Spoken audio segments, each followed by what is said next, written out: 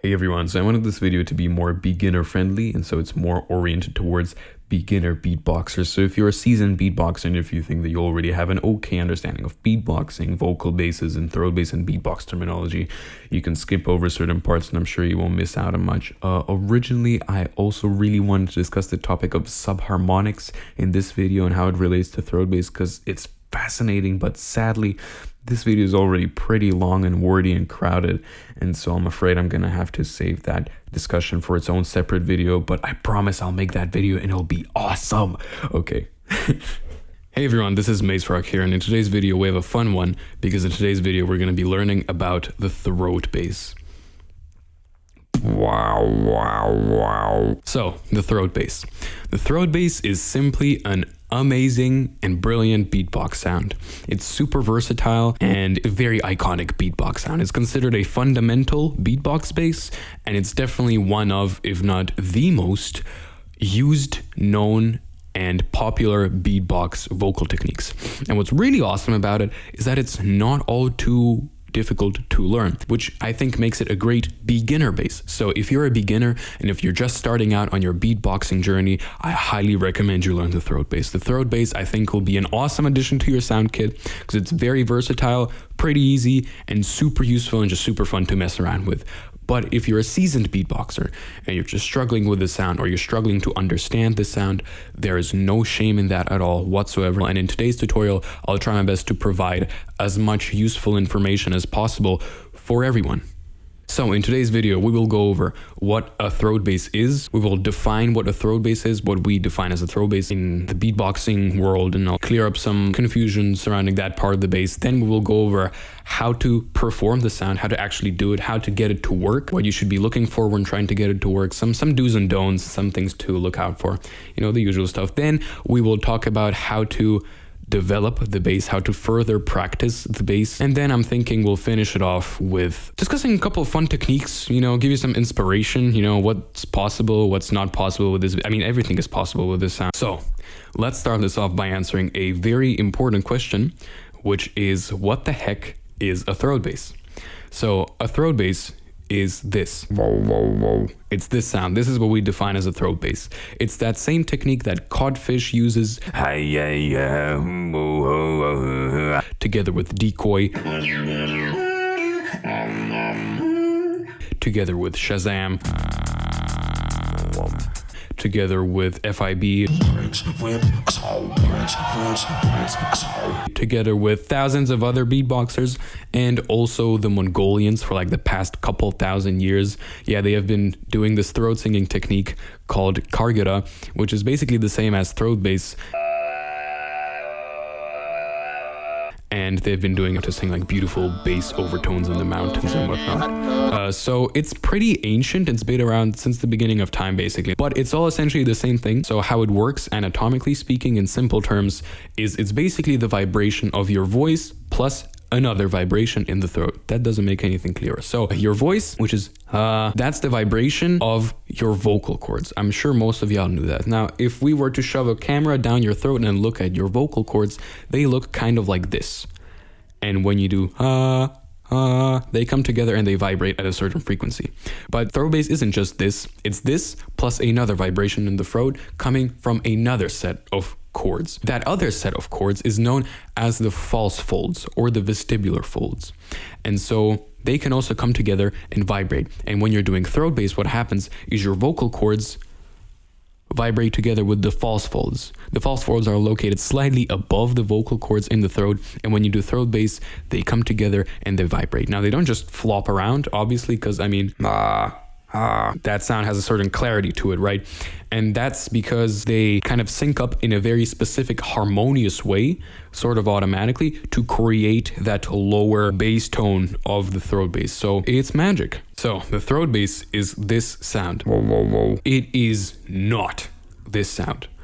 Again, throat bass is this, not this. This sound right here is called the slizzer bass. And so many people confuse the slizzer bass for the throat bass and say, throat bass. No, it's not. There's a difference. They may work kind of similarly, like the logic might be similar, they might sound pretty similar, but fundamentally they are different things. Because remember how I said a couple seconds ago that the throat bass is the vibration of the vocal cords plus the vibration of the false folds? Well, in the case of slizzer bass, it's the vibration of the vocal cords again, plus the vibration of the epiglottis, a very different muscle in the throat. It's way bigger than the false folds. It's structured very differently. It's located at a very different spot in the throat, actually above the larynx. It's like right about here. That's why it's called the epiglottis, because epi means above and glottis means windpipe or larynx. Cool fact for you. It's a different kind of pressure, a different kind of airflow. And so in today's video, we will be focusing on the wah wah wah and not on the blah blah blah. So now that we have an okay understanding of what a throat bass is, how do we get this throat bass thing to work? Wow, you're asking brilliant questions today. There are a couple ways, but there is this one major way that I think everyone on the internet used to get this sound, and I think it's brilliant. What you do is you clear your throat, and then you extend that. And that's it, and you should get the throat bass. And then you extend it like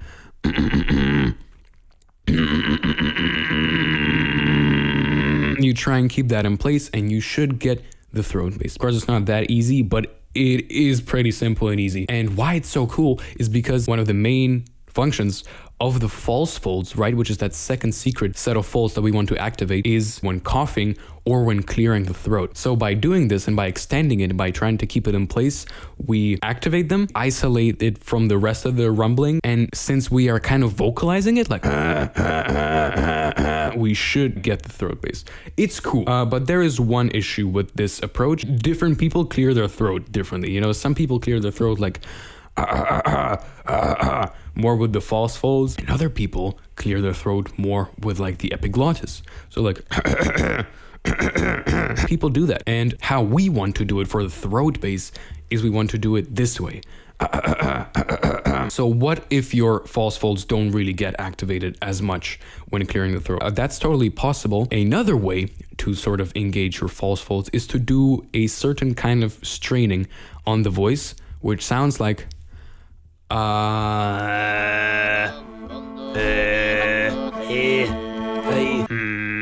it's different from when doing the that's leaning more towards the slizzer bass side. We don't want that. But the that's leaning more towards throat bass. That's like right? That's what we want. That's more false folds. So if you can do that, you're naturally pressurizing your throat through the false folds. And so if you can focus more on that when clearing your throat, try and bring that in there. That could bring you closer to clearing your throat the right way, and perhaps you can get the throat bass through that. Everyone has false folds. It's just that some people clear their throat in a certain way and some other people don't. That's totally okay. So assuming you can do that, how do we extend it? There are a couple things that I would recommend doing that could make this whole process a little bit easier and a bit less painful, because it is going to be very ticklish in the beginning. If you're a beginner, especially if you're not used to like hard vocal basses, this can be pretty ticklish and perhaps painful. If a vocal bass ever starts hurting, stop doing it. Stop doing it, take a break and drink water, and then come back to it later when your throat is clear. All right, because if you overdo a bass, especially in the beginning, you can seriously damage your throat. You can damage your throat, you may lose your voice, you may cause your throat to bleed. That's also possible. So please be careful. When it starts hurting, stop, okay? I would recommend keeping it kind of loose and using more air than usual. So instead of I would recommend doing it more like really kind of loose and airy to get to know the area where it vibrates, and then continue from there. Hey everyone, it's getting really hot in this room and the sky is really overcast, so I pulled up my curtains. But anyways, so if you can successfully isolate that vibration of the slightly vocalized clearing of the throat, and if you can then capture that and extend it and hold it even a little bit, then that's already the hardest part done. Okay, good news. And now it's really just practicing and developing the bass, which it's just practice, but there are certain things that we can do to perhaps speed up the process and make it a bit less uncomfortable. like thing number one that you should totally be doing with every vocal bass is drinking lots of water and stopping when it starts hurting, because lots of vocal basses are very unnatural for the human voice. You know, stuff might start to hurt, stuff might start swelling up. Sometimes I remember not too long ago, a couple days ago, I was learning a new inward bass variation, which was super tight on my throat, and then I noticed that I would be like speaking like this the whole day, and swallowing would be very difficult. Something has swollen up in my throat basically. Oh my god, please don't push a bass past its limits, especially if you're a beginner. This bass is gonna hurt. Throat bass is likely gonna hurt. When it hurts, stop and drink water. Tyler W said in his throat bass tutorial 6 years ago that tea and honey are also great when learning the throat bass. I'm not sure, but hey, you can try that out. I mean, I don't know, let me know if that works. I am not giving out any kind of medical advice, by the way, whatsoever. I have no understanding of medicine. This is just something that some beatboxers said on the internet, okay? If your throat really starts hurting for real, and if you're concerned about it, go to a medical professional that actually knows what they're talking about. Thank you. So now, in the beginning, your throat bass might sound a little bit high-pitched, like I remember mine certainly was, probably because my voice was also more high-pitched back then. Many people want to reach lower bass tones with throat bass, and that can really only come with practice unless you have very massive vocal cords. With almost all vocalized basses, that's to say basses that use the vocal cords, if you do not have a low-pitched voice or a voice that can go low, right? If you can't do that by default, then your limit for low notes for any vocalized bass really is gonna be where your regular vocal limit is, all right? So keep that in mind. So you might not be able to like Wachtang type pitches, okay? Yeah. Pitching this bass is gonna be difficult in the beginning. All right, I know I said it's easy. It's easier than most vocal basses. What you might notice in the beginning is when you try to go high, your throat bass might start to get a little dissonant, like kind of more dissonant like that. That was just like a really high pitched vibration bass. That it might not sync up as well. That's why I recommend keeping it more airy, and the higher up you go in pitch, the more airy and loose you get. Like that's really the easiest way to do high notes in throat bass, and throat bass is just easier in general when it's loose and airy. Also going low is easier when loose and airy like that. So that's really it for practicing the bass. And now, as promised, we will discuss a couple fun techniques and stuff, just like as a... because you all did such a good job. just some things off the top of my head that you can use as inspiration, I guess, if you're new to this sound. There's this really fun technique by Codfish, I think, but I'm not sure, where you just basically switch from throat bass to your regular voice, like... or like how River does it.